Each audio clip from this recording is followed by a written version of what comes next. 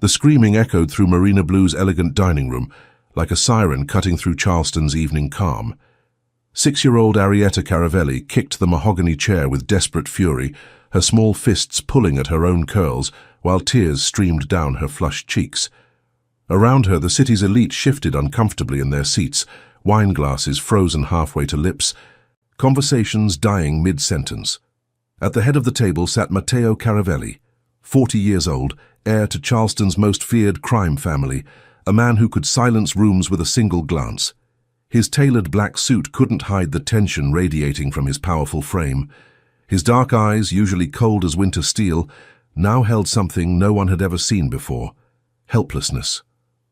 "Ari, Piccola, look at me." His deep voice cracked as he reached toward his daughter, but she only screamed louder, her tiny body convulsing with grief, too enormous for such small shoulders. The maitre d' approached nervously. Security guards stepped forward. Whispers rippled through the restaurant like poison.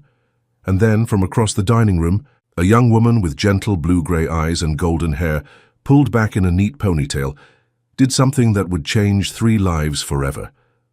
Livia Hartman, 27 years old, and carrying nothing but a paper napkin and a blue pen, walked straight into the storm. She knelt beside the crying child and drew a simple, imperfect heart. What happened next would prove that sometimes the smallest gestures carry the power to heal the deepest wounds, and that love can bloom in the most dangerous places. Welcome to Passion and Power, where hearts collide with danger. If you're ready for a story that will make you believe in the healing power of unexpected love, hit that subscribe button and ring the notification bell. Comment below where you're watching from. I love connecting with our amazing community. Your support means everything as we bring these emotional journeys to life together. The rain fell in gentle sheets across Charleston's historic cobblestone streets, transforming the Harbour District into a canvas of reflected amber streetlights and shimmering puddles. From inside Marina Blue, the upscale restaurant known for its waterfront views and discreetly conducted business meetings, the evening appeared peaceful, almost romantic. Soft jazz drifted through the warm air, while servers glided between tables laden with artfully plated dishes and crystal wine glasses. Livia Hartman moved through this choreographed elegance with practiced grace, her slender frame balancing trays with the same careful precision she applied to every aspect of her carefully controlled life. At 27, she possessed a quiet beauty that drew second glances: long blonde hair always perfectly secured, blue-gray eyes that seemed to reflect Charleston's moody skies, and a smile that could make the most demanding customer feel genuinely welcomed. But it wasn't her beauty that made her exceptional among the Marina Blue staff. It was her gift for seeing people, really seeing them, beyond their expensive clothes and demanding attitudes. She had a way of speaking to each patron as if their order mattered, as if they mattered in a world where genuine human connection had become as rare as the restaurant's imported truffles. Tonight felt different, though. The usual Tuesday evening crowd seemed more tense than usual, conversations conducted in lower whispers, glances darting toward the large corner table that remained conspicuously empty despite its 7 o'clock reservation. Table 14, the manager Sarah approached with worry creasing her usually composed features. "He's coming tonight, and—" She paused, lowering her voice further. "He's bringing the little girl again. Last time was difficult." Livia didn't need to ask who he was. Everyone in Charleston's service industry knew about Matteo Caravelli, though few spoke his name aloud. The Caravelli family had controlled the port city's underground operations for 3 generations, their influence extending from the shipping docks to the most exclusive private clubs. Matteo himself was a figure of whispered legends, a man who could end careers with a phone call and lives with even less effort. "What happened last time?" Livia asked, though she suspected she already knew. "The child had some kind of episode, screaming, throwing things. He looked—" Sarah struggled for words. "Lost, completely lost. I've never seen a man like that look so helpless." Before Livia could respond, the restaurant's heavy oak doors opened with a soft chime. The ambient conversation didn't exactly stop, but it shifted, became more careful, more aware. Even the jazz seemed to quiet as Matteo Caravelli stepped inside. He was exactly as imposing as the stories suggested. Tall and broad-shouldered, he moved with the controlled confidence of a man accustomed to absolute authority.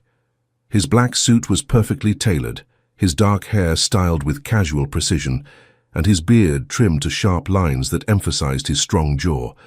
But it was his eyes that commanded attention, dark brown, almost black, and completely unreadable.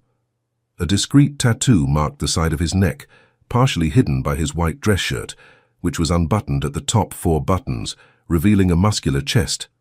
A platinum Rolex caught the light as he adjusted his cufflinks, the watch's weight seeming as natural on his wrist as breathing, but Matteo wasn't alone. Clinging to his large hand was a small girl with cascading brown curls and enormous dark eyes that seemed far too old for her 6 years. Arietta wore a simple navy dress and white tights, but her posture spoke of a child carrying invisible wounds. She pressed close to her father's leg, her free hand clutching a small stuffed rabbit that had clearly seen better days. They were seated at table 14, the corner booth that offered privacy and clear sightlines to all entrances. Matteo's security detail, 2 men in understated suits, positioned themselves at nearby tables with practiced casualness. For the first few minutes everything seemed normal. Matteo spoke to his daughter in gentle Italian, pointing out the boats visible through the floor-to-ceiling windows. Arietta nodded occasionally but didn't speak, her attention focused on the worn rabbit in her lap. Livia watched from across the dining room as she served other tables, noting the tender way Matteo cut his daughter's bread into small pieces, how he kept checking to ensure she was comfortable, how his entire demeanor softened whenever he looked at her.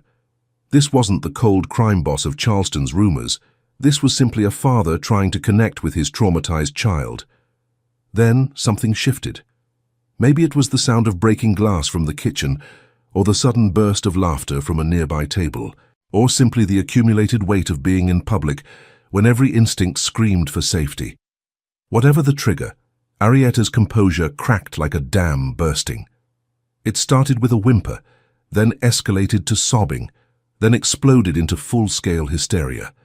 She began kicking the table leg with increasing violence, her small fists pounding against her own thighs as she screamed with the raw desperation of a wounded animal.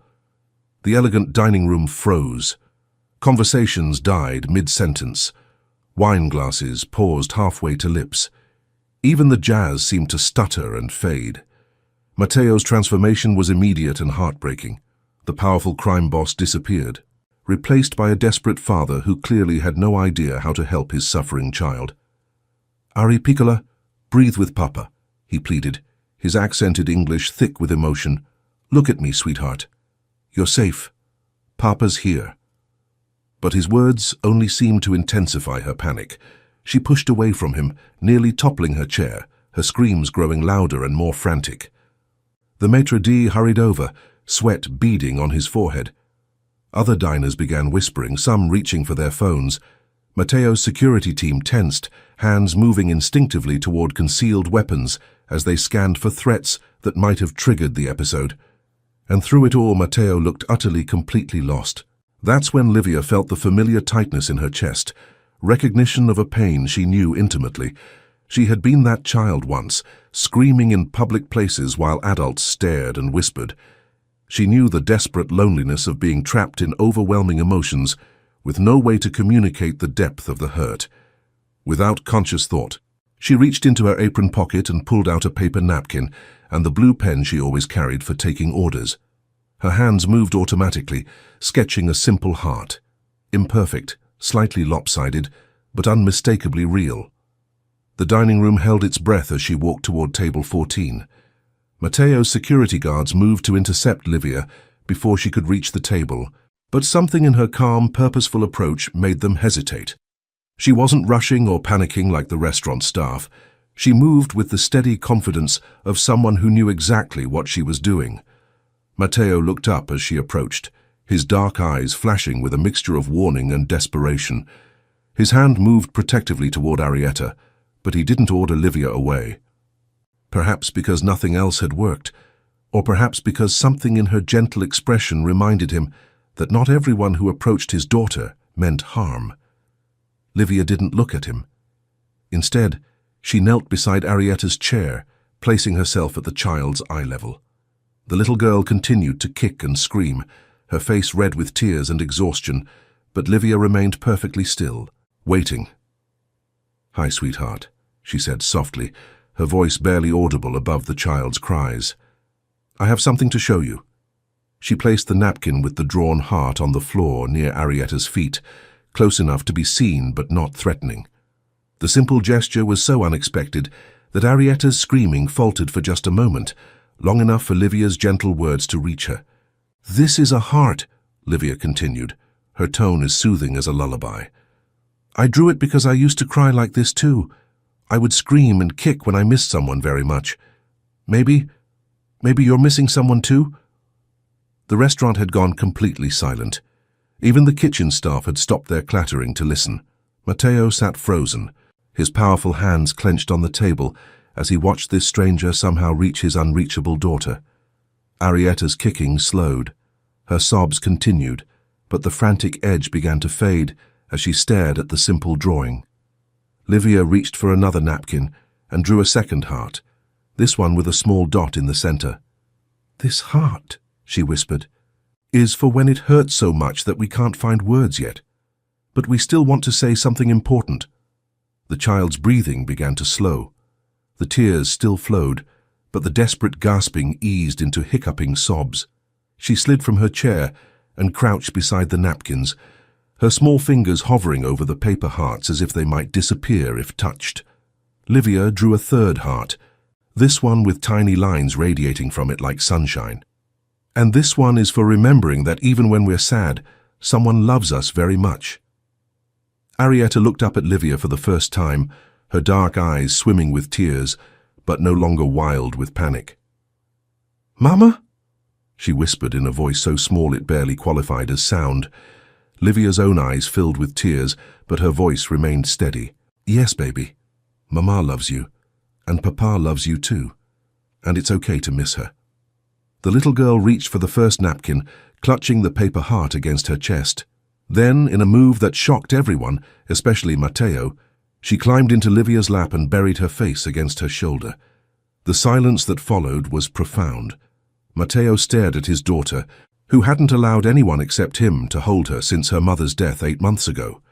His throat worked as he struggled to process what he was witnessing. Livia held Arietta gently, one hand smoothing the child's curls, while she hummed a soft, wordless melody. The little girl's sobs gradually quieted until she was simply breathing against Livia's shoulder, exhausted but calm. "She's not angry," Livia said quietly, addressing Matteo directly for the first time. "She's grieving." The words hit him like a physical blow. Of course Arietta was grieving, they both were, but somehow hearing it stated so simply, so compassionately, made the truth feel both more bearable and more devastating. "The doctor said," he began, then stopped, his voice rough with emotion. "Doctors see symptoms," Livia replied gently, "but sometimes children just need someone to understand their language." She looked down at Arietta, who had fallen asleep against her shoulder, still clutching the paper heart. "She's trying to tell you how much she misses her mama. The screaming isn't defiance, it's communication." Matteo studied this woman who had accomplished in minutes what teams of specialists couldn't achieve in months. She was beautiful, yes, but it was her gentleness that struck him most forcefully. In his world, gentleness was often mistaken for weakness, but there was nothing weak about the way she held his daughter, or the calm authority in her voice. "What's your name?" he asked. "Livia." "Livia Hartman." "Livia," he repeated, as if testing how it felt. "I know who you are," she said simply, without fear or judgment. They sat in comfortable silence while Arietta slept. The restaurant gradually returned to normal operation, though Livia noticed several staff members watching their table with barely concealed amazement. When Arietta finally stirred, she looked up at Livia with drowsy confusion, then at her father, then back at Livia. "Heart lady?" she whispered. Livia smiled. "That's right, sweetheart. Would you like to keep the hearts?" Arietta nodded solemnly and carefully folded the napkins, tucking them into her small purse with reverent care. As they prepared to leave, Matteo pulled out his wallet, a gesture that made Livia immediately uncomfortable. "Please," she said quickly, "I didn't do anything that deserves payment." He paused, studying her face. "Then what does deserve payment?" "Nothing. She just needed someone to listen." Matteo's expression grew even more intense. "In my experience, people always want something." "Then maybe you need new experiences," Livia replied gently. For a moment he looked as if she'd spoken in a foreign language. Then, unexpectedly, he almost smiled. "Perhaps I do." As they walked toward the exit, Arietta tugged on Livia's apron. "Will you draw more hearts?"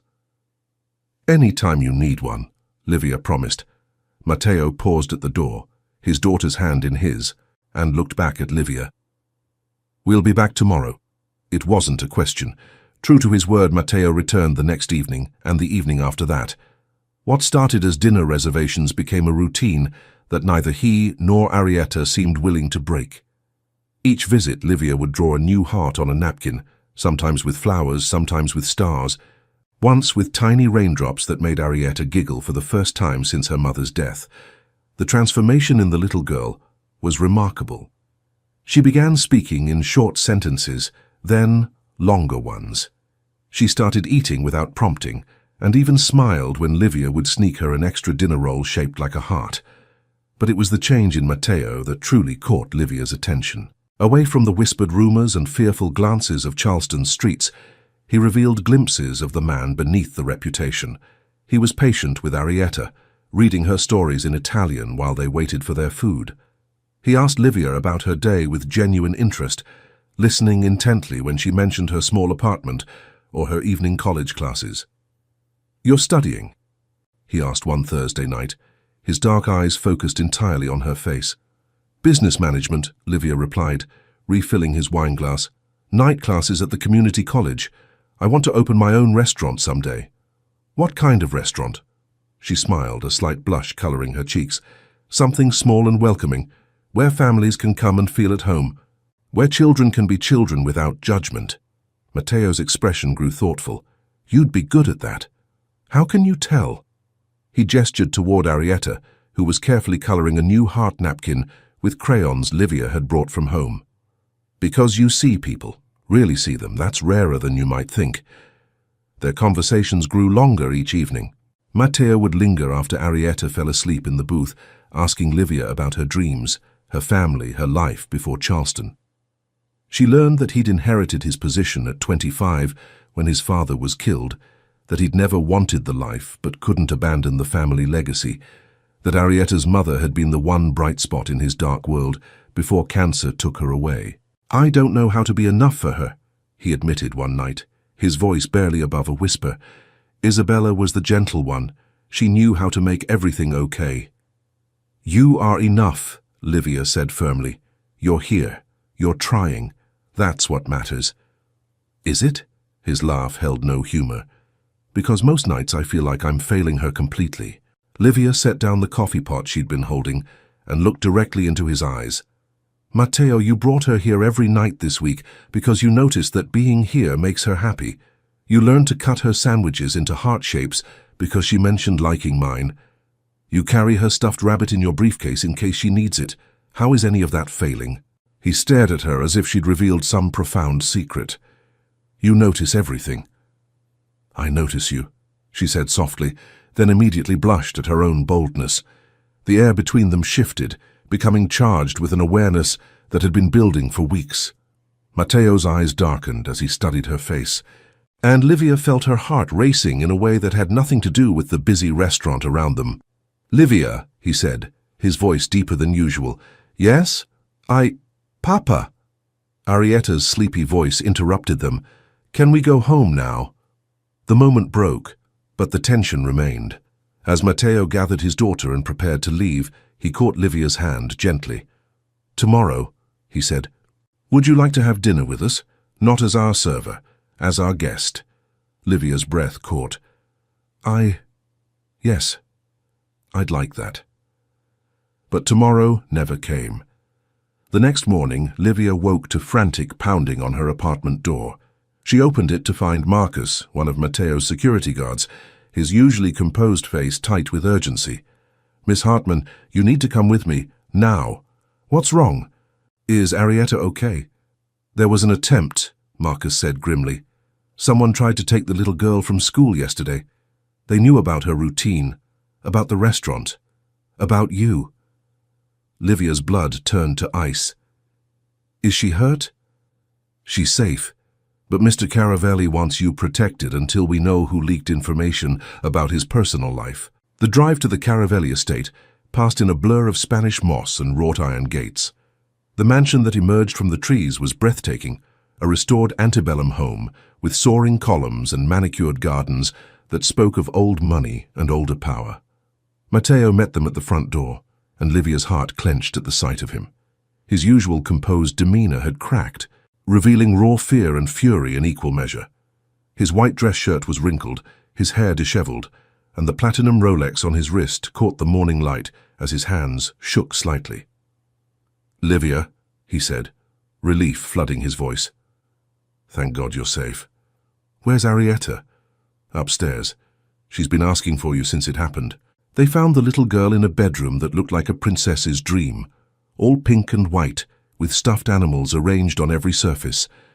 But Arietta sat in the corner, clutching her worn rabbit and the collection of heart napkins Livia had drawn for her. "Heart lady," she cried, launching herself into Livia's arms. "Bad men tried to take me, but Papa's friends stopped them." Livia held her tightly, her own hands trembling now. "You're safe now, sweetheart. Papa won't let anyone hurt you." Over Arietta's head, she met Mateo's eyes. The gratitude there was overwhelming, but so was something else, a desperate need that made her chest tight with emotion. "We need to talk," he said quietly. That evening, after Arietta had finally fallen asleep, Mateo found Livia on the mansion's back terrace, staring out at the moonlit gardens. "I should never have involved you in this," he said, joining her at the railing. "My world is too dangerous for someone like you. Someone like me. Someone good, someone innocent, someone who draws hearts on napkins instead of carrying guns." Livia turned to face him fully. "And what if I don't want to be protected from your world? What if I want to be part of it?" His expression grew pained. "You don't understand what you're saying. Then explain it to me." "I kill people, Livia. I make decisions that destroy lives. I live in a world where showing weakness gets you buried, and caring about someone makes them a target. Is that what I am to you? A weakness?" The question hung between them like a challenge. Mateo's jaw worked as he struggled with his answer. "You're everything I can't afford to want," he said finally, "and everything I can't stop needing." Before she could respond, his phone rang. The conversation was brief and conducted in rapid Italian, but Livia could see his expression growing darker with each word. "What is it?" she asked when he hung up. "They found who gave up our information," Mateo said, his voice cold as winter steel. "Someone very close to my family, someone I trusted." The dangerous man was back, and Livia could see why people feared him. But she also saw the pain beneath the fury, the betrayal cutting deeper than any physical wound. "What happens now?" she whispered. Mateo looked at her with eyes that held both love and regret. "Now I handle this the only way I know how, and you go somewhere safe until it's over." "No." "Livia, I said no." Her voice was firm, despite the fear coursing through her. "Arietta needs me, and maybe you do too." For a moment his careful control cracked completely. "I need you more than my next breath," he admitted roughly, "but needing you might get you killed. Then we'll have to make sure that doesn't happen." As if summoned by their conversation, danger arrived with the sound of breaking glass from somewhere inside the mansion. The sound of shattering glass was followed immediately by shouts and the thunder of running feet. Mateo's transformation was instantaneous. The vulnerable man disappeared, replaced by the lethal predator that ruled Charleston's underworld. "Stay here," he commanded, pulling a gun from beneath his jacket. "Don't move until I come back for you." But Livia was already running toward the house. "Arietta!" "Livia, no!" She ignored his shout, her only thought the little girl sleeping upstairs. Behind her she heard Matteo cursing in Italian as he followed, but she didn't slow down. The mansion's elegant interior had become a war zone. Matteo's security team engaged with black-clad intruders in the main hallway, while staff members fled toward the kitchen exits. Gunshots echoed off the marble floors and crystal chandeliers, creating a deadly symphony that made Livia's ears ring. She reached the grand staircase just as a masked man emerged from the upper hallway, dragging a screaming Arietta by her arm. "Livia!" the little girl cried, reaching desperately toward her. "Help me!" Without thinking, Livia launched herself up the stairs. The kidnapper, surprised by her sudden appearance, loosened his grip just enough for Arietta to break free and run to Livia's arms. "You stupid bitch!" the man snarled, raising his weapon. The shot never came. Matteo appeared behind him like death incarnate, his gun pressed against the intruder's skull. "You made a mistake," he said, in a voice devoid of all emotion. "You touched my daughter." The man's body crumpled to the floor. Matteo holstered his weapon and gathered both Livia and Arietta into his arms, his hands shaking as he checked them for injuries. "Are you hurt, either of you?" "We're okay," Livia whispered, though her own voice trembled. "We're okay." The rest of the night passed in a blur of police sirens, medical examinations, and tense phone calls. By dawn, the immediate threat had been neutralized, but the larger danger remained. The attack had been orchestrated by Vincent Romano, a rival family head who'd been trying to expand into Caravelli territory for months. "He used my cousin," Matteo explained to Livia as they sat in his study, Arietta finally asleep on the leather sofa between them. "Marco gave him information about our routines, about you, about everything. 20 years of family loyalty, and he sold us out for money. What will happen to him?" Matteo's expression grew cold. "What happens to all traitors?" Livia reached for his hand, feeling the tension in his fingers. "And what happens to us?" "There is no us," he said, but his hand tightened around hers. "Not anymore. Romano won't stop until he's destroyed everything I care about. That means you and Arietta are permanent targets as long as you're in my life. So you're just going to send us away?" "I'm going to keep you alive." Livia pulled her hand free and stood, pacing to the window that overlooked the gardens where they'd shared their first real conversation. "What if I don't want to be kept alive somewhere else? What if I want to be alive here with you? You don't understand." "I understand perfectly." She turned to face him, her blue-grey eyes blazing with emotion. "You're scared. You're terrified that caring about us makes you vulnerable, so you'd rather push us away than risk losing us." Matteo rose slowly, his imposing frame tense with barely controlled emotion. "I've already lost one woman I loved. I won't survive losing another." The admission hung between them like a bridge neither was sure they should cross. "Isabella," Livia said softly. "She died because of who I am. The stress of my life, the constant fear, the isolation. It ate away at her until there was nothing left. The cancer just finished what my world started. That's not true, isn't it?"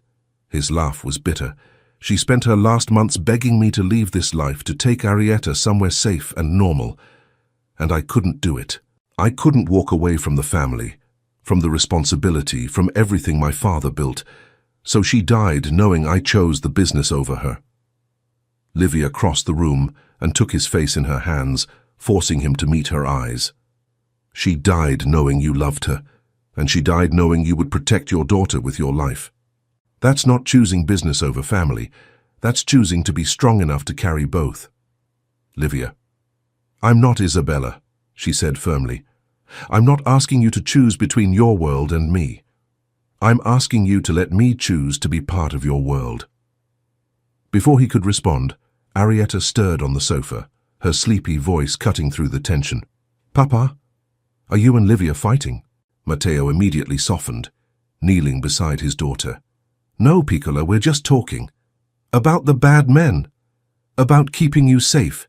Arietta sat up, clutching her stuffed rabbit, and looked between them with the solemn wisdom that only children possess. "Mama used to say that families stay together when scary things happen. Are we a family now?" The question hit both adults like a physical blow.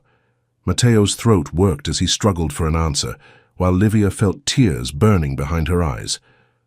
"What do you think, sweetheart?" Livia asked gently.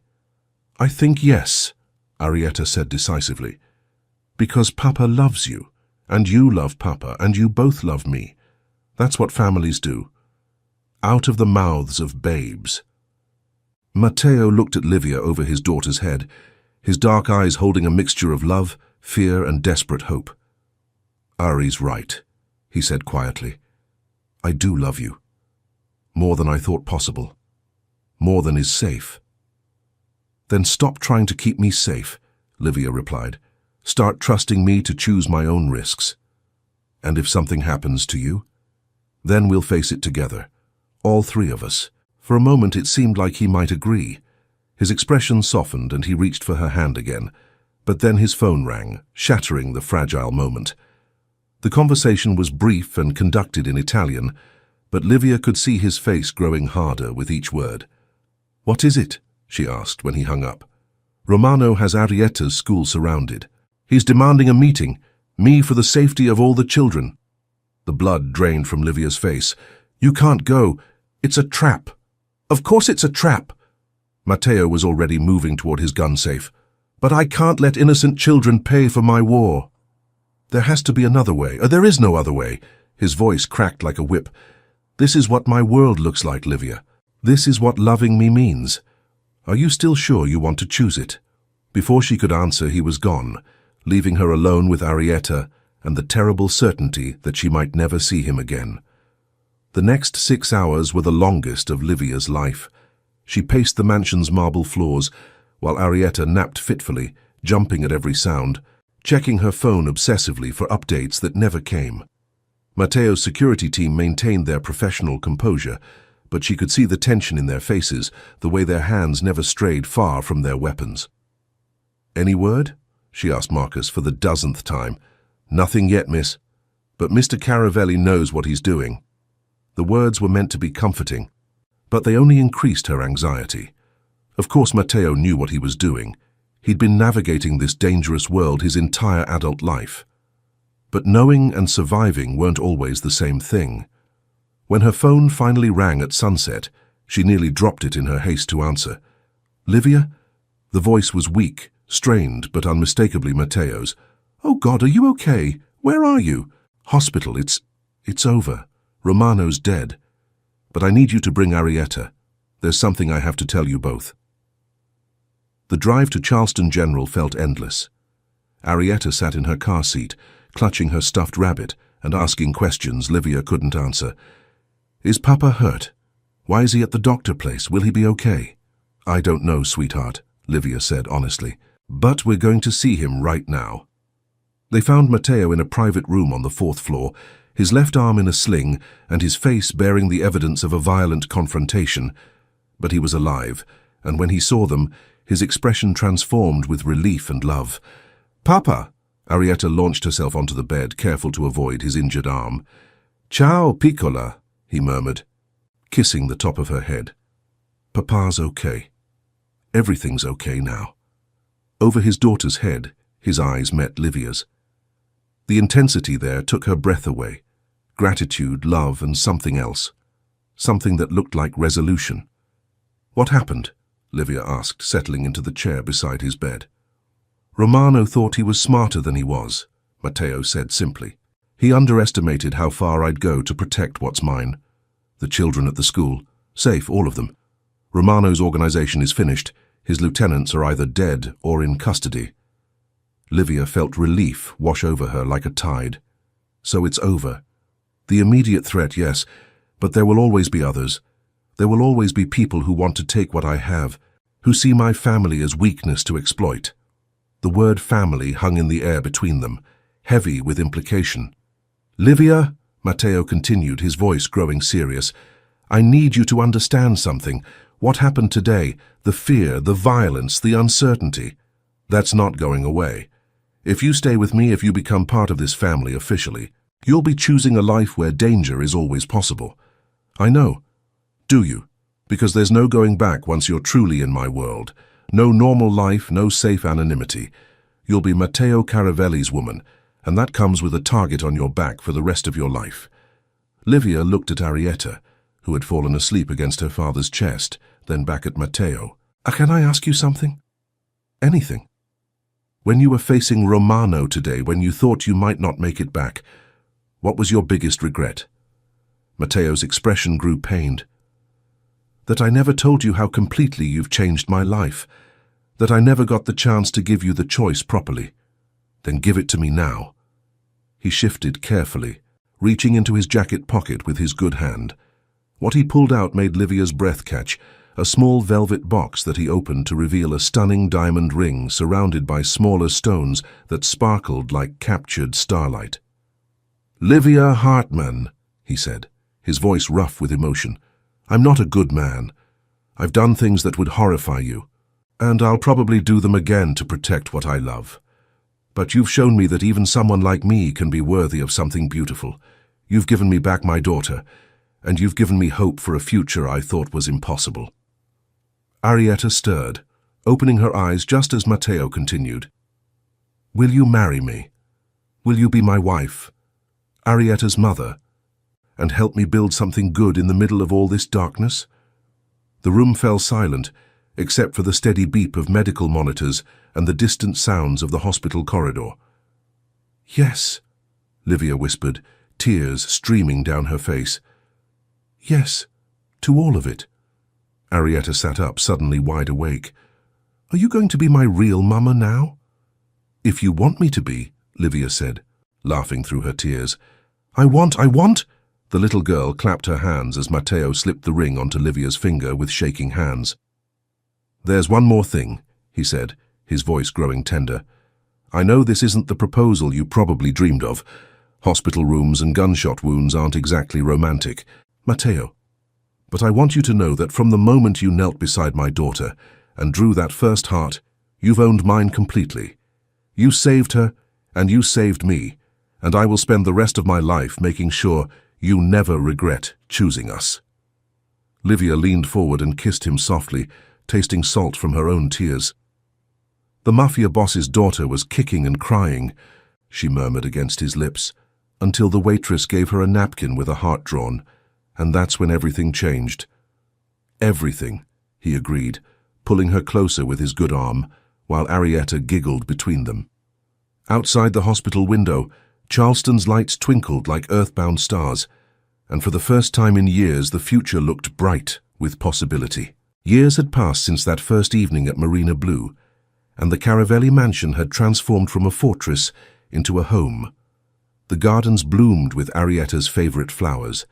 The kitchen always smelled of Livia's homemade bread, and laughter echoed through rooms that had once known only silence and shadows. Livia stood at the same terrace railing where Matteo had first told her he loved her, watching her husband push their daughter on the swing he'd built beneath the ancient oak tree. Arietta, now 10 years old and radiant with confidence, shrieked with delight as she soared higher, her long hair streaming behind her like a banner. "Higher, Papa! Higher!" "Any higher, and you'll reach the moon. Piccola," Matteo called back, but he pushed harder anyway. Livia smiled, her hand resting on her rounded belly, where their second child grew strong and healthy. The baby kicked as if responding to the sound of his father's laughter, and she felt the familiar warmth of complete contentment. Matteo had kept his promise. He'd never hidden the realities of his world from her, but he'd also worked tirelessly to build something better, for their family, for their community, and for the future they were creating together.